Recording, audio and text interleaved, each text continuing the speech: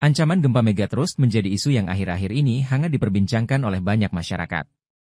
Pasalnya, megatrust merupakan ancaman gempa yang berasal dari lempeng di selatan Pulau Jawa yang dampaknya bisa dirasakan hingga ke Jakarta. Banyaknya gedung tinggi menjadi konsen masyarakat yang khawatir akan struktur bangunannya pada saat gempa tersebut terjadi. Terkait hal itu, Kepala Satuan Pelaksana Pengolahan Data dan Informasi Kebencanaan, Michael Sitangga menyampaikan bahwa pihaknya gencar melakukan simulasi terkait gempa megatrust di area yang rawan, seperti gedung tinggi perkantoran.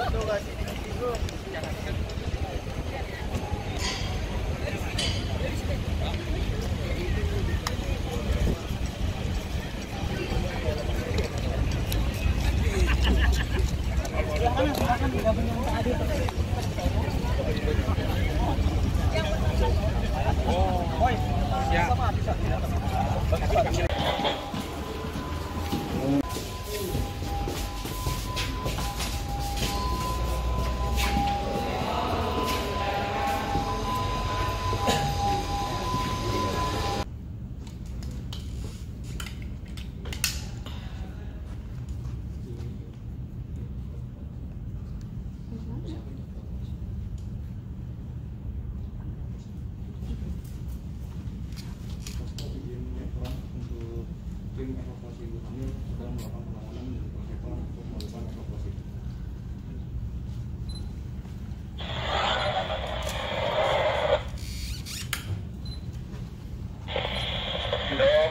Satu, tim 2, tim 3, tim penyelamat dan tim medis melaporkan untuk update terkini. Boleh dijelaskan tadi kira-kira teknis kegiatan hari ini? Iya, jadi kegiatan hari ini kita simulasi di Blok A, kantor Wali Kota Jakarta Barat. Tadi penghuni lantai 2 sampai 10, kurang lebih ada 300 orang terlibat, termasuk juga dengan petugas rescue dan juga petugas kesehatan. Ada juga teman-teman dari TRC BPBD juga terlibat. Tadi skenario-nya adalah dengan gempa bumi megatrust yang sampai di kantor Wali Kota Jakarta Barat itu dengan kekuatan 4 MMI yang kemudian itu kita evakuasi semua pegawai yang ada di Blok A, dan ini nanti menjadi standar acuan. Jadi tadi ada pertanyaan apakah ini akan menjadi standar? Ini akan menjadi standar. Jadi setiap ada kejadian gempa, floor captain yang sudah ditunjuk di setiap lantai itu akan melaksanakan fungsinya. Dan tentunya nanti dalam pendampingan ke depan, kami dengan tim Pak Fitus dari teman-teman bidang kedaruratan dan logistik akan membantu mengasistensi, membantu untuk pelatihan, peningkatan kapasitas, dan juga hal-hal lainnya. Kurang lebih seperti itu. Berarti selanjutnya bakal ada bentuk lanjutan ya? Iya, nanti ke depan kita harapkan dengan pihak wali kota tentunya akan ada peningkatan kapasitas. Karena mungkin yang terlibat hari ini tidak semua, karena di kantor wali kota ini ada beberapa blok, ada blok A, ada blok B. Nanti mungkin kita harapkan semuanya ke depan kalau ada simulasi semuanya terlibat.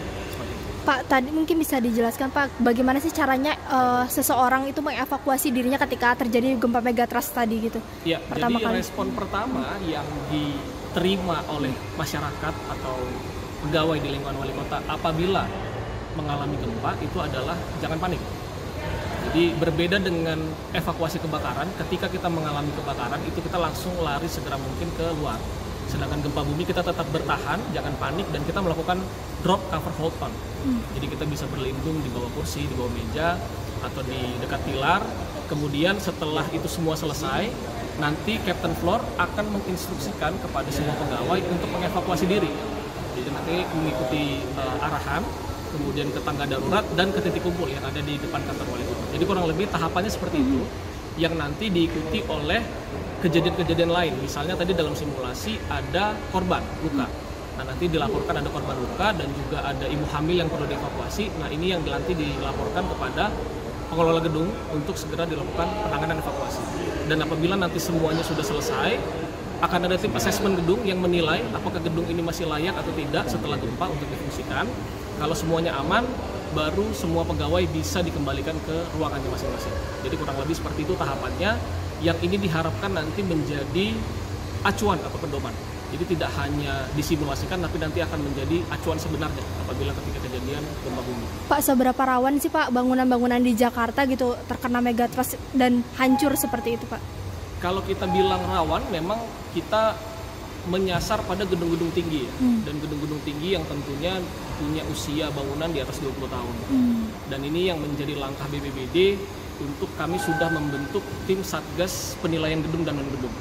Kita sudah menilai kurang lebih ada 10 gedung dan non-gedung di Jakarta. Sejak kapan Pak? Sejak tahun 2023 sampai tahun 2024 itu kantor Balai Kota, kemudian kemarin kami juga ke kantor BNPB, kemudian kami kemarin sempat ke Pasar Kramat Jati dan lain-lain untuk kami bisa lihat seperti apa ketahanan struktur gedung dalam menghadapi gempa. Dan ini mudah-mudahan ke depan kita bisa lakukan juga di semua kantor Wali Kota. Karena memang sasaran utamanya adalah gedung-gedung fasilitas publik seperti gedung pemerintah, kemudian rumah sakit, sekolah, dan lain-lain. Kalau dilihat dari kantor wali kota sendiri bagaimana Pak evaluasinya Pak? Kalau kantor wali kota sejauh ini masih aman, namun memang kita nanti ke depan tentunya akan memperkuat lagi koordinasi dengan pihak wali kota apabila memang ke depan ada hal-hal yang perlu diperhatikan khususnya dalam konteks jalur evakuasi dan juga rambu-rambu evakuasi. Karena dari beberapa kali kegiatan kami